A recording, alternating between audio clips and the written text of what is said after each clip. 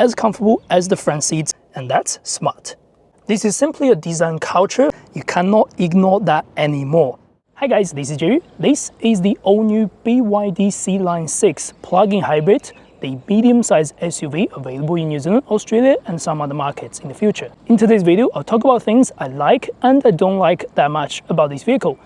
At the end of this video, I'll also let you know why you should and why you shouldn't buy this sort of vehicle in New Zealand.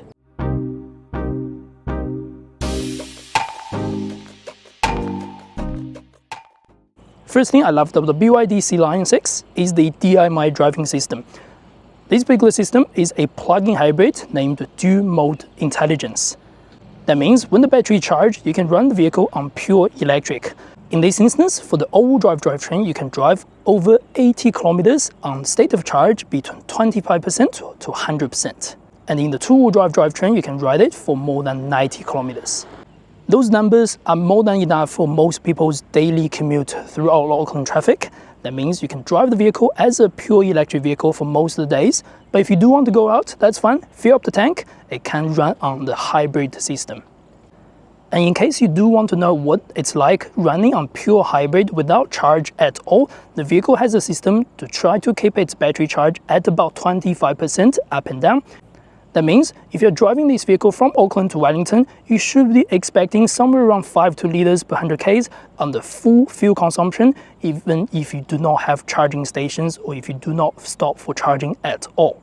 Considering this car has a whopping 220 kilowatts of power output on the all-wheel drive drivetrain, that's really good number for the consumption. Next thing I love about the Sealion is the comfort level on this particular vehicle's finish. All the leather are really soft. The rear seats are very spacious for a medium-sized vehicle that's only 4.7 meters long. That means taking the friends and family at the back, they are going to be as comfortable as the front seats in most cases. For the comfort at back, it is second to none at this price range in New Zealand market. Next thing I love is about the fuel efficiency numbers, everything.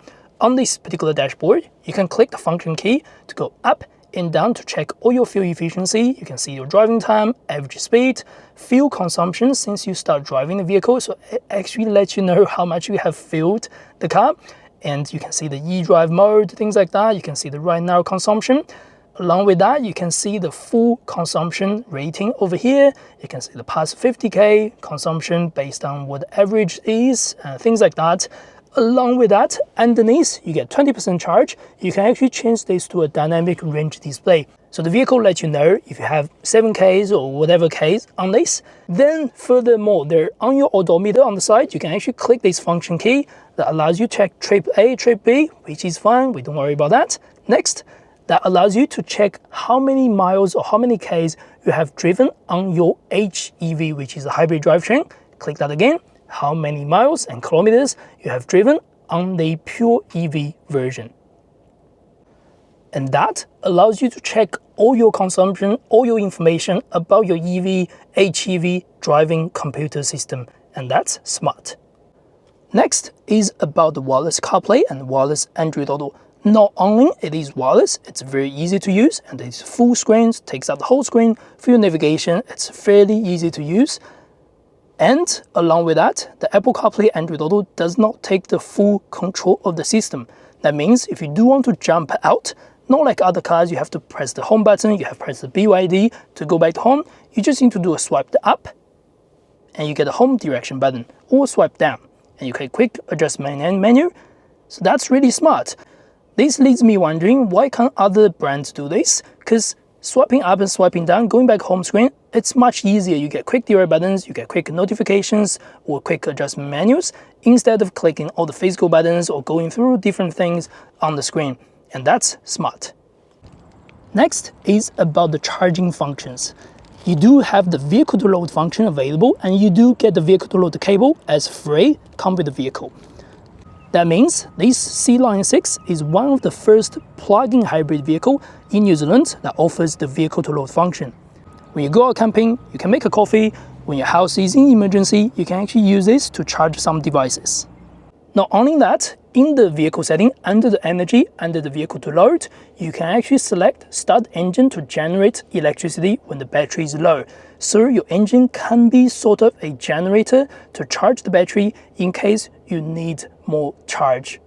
So that is really smart. You are getting best of the both worlds. I doubt most people will use this feature on a daily basis, but you'll be very thankful to have this feature when you need it.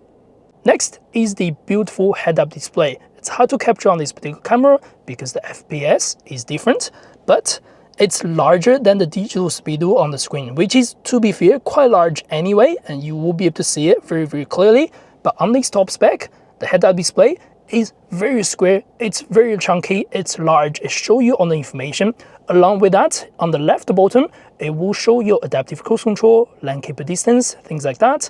And when someone is traveling at the back, it will also have a red triangle showing your blind spot is working. So when you drive the vehicle, your blind spot monitor will show on the head-up display along with the wind mirror warning. Next thing I love is the extensive amount of features that's available under the swipe down screen. You can personalize this, go into personalized functions. You can enable all of these functions to the vehicle control, but there's only 6 of them, which is fine actually. You can turn the stability control off, you can do the auto high beam on and off, you can do the safety warning on and off, you can close the boot, open the boot, you can do the sunshade cover, and if you want, you can even control the interior lights through the screen, interior lights on, interior lights off, by just tapping the screen. How cool is that? That's nothing like any other cars on the market. Next thing is about the air conditioning system. To be fair, most people should complain about it because there's absolutely no physical buttons to control most of the things. Your aircon, temperature, fan speed, direction, it's all through the screen. But don't worry, there are a couple other ways you can control it. First thing is the voice command. We can say, "Hi BYD. Adjust temperature to 24 degrees. Got it. Setting the temperature to 24 degrees. Hi BYD. Increase fan speed. Okay, I've increased the fan speed by 1. It works really, really well. Another way to control it, you can actually control it through the dashboard. Use this function key, you can go into the set menu. Now, we are using the swivel adjustments, go up and down. You can see the temperature will go up and down. Along with that, go right, you can actually change the fan speed to multiple levels. That's really smart, I love that. Another feature I like about the BYD Sealion, in case you forget your windows, in case you forget your sunroof to be closed, when you leave the vehicle, when you lock it, everything shuts. Let's try.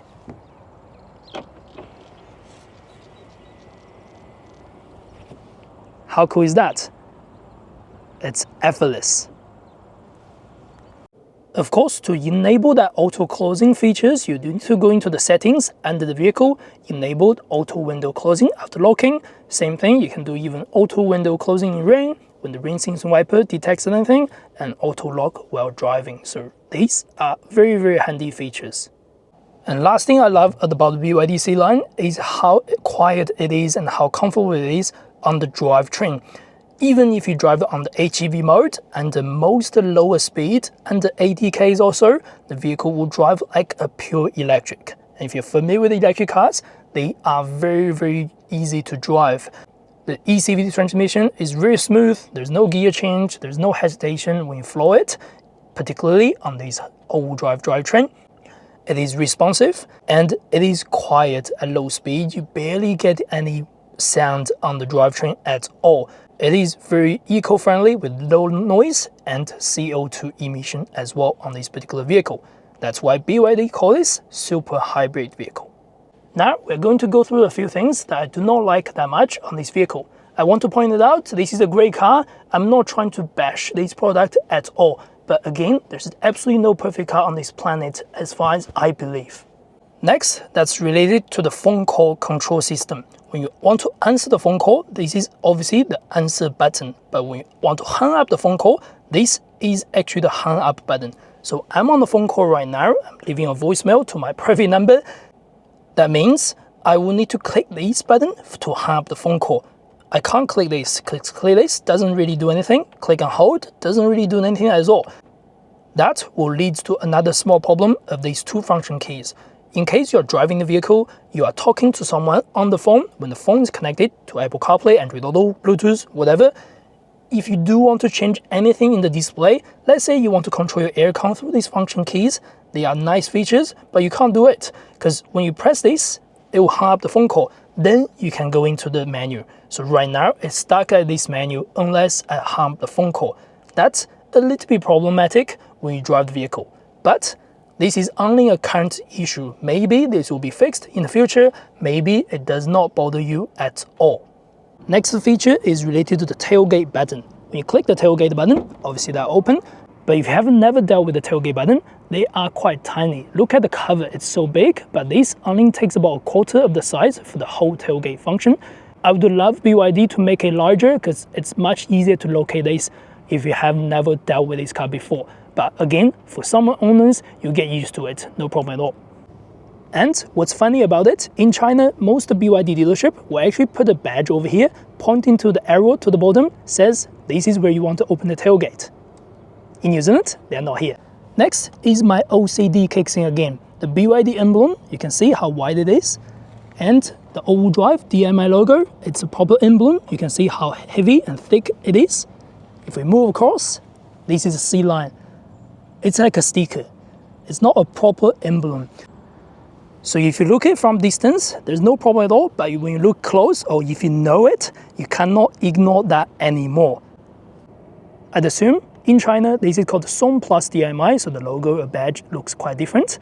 Where originally this was designed to be COU in other countries, now it's changed to Sealion, so the badge and logo looks a little bit different. But again, for most people or for most buyers, this is not a serious issue at all. And next is the rear visibility. This has a small slope over here. That means the glass is actually quite short for the boot. And if you look from the rear view mirror, that is a little bit slim. And it is not the best compared to a lot of medium-sized SUV on the market. Maybe I should also explain why a lot of cars from China will be like this. In China, the road is really wide. The markings are much wider than New Zealand and Australian roads. Because this road is so wide, you can see everything to your left and right wind mirror. And you don't need to turn your head to look at your blind spot. That's how wide the roads are. So many people do not care about the rear windscreen. And to be fair, I drove in China a lot as well when I go back. Because the road is so wide, you can see everything through your wind mirrors. You do not need to check your rear windscreen. So many Chinese cars may not have the best rear visibility through the rear windscreen. The BYD is not only one. I can think of MG, I can think of GWM, I can think of Jayco or Cherry, whatever you want to call it. This is simply a design culture for Chinese cars versus other cars on the market. It may take some time for the Chinese manufacturers to rectify this in the future. Next is related to the keyless entry system. If you jump out and jump in the vehicle after 2 minutes, they are fine, very, very fast. But if you jump out and jump in the vehicle after the overnight parking, when you press the button first thing in the morning, they always take a couple seconds to react sometimes, or it could take a couple tries to get it to work as well. So I find that a little bit annoying. And it works really well this time.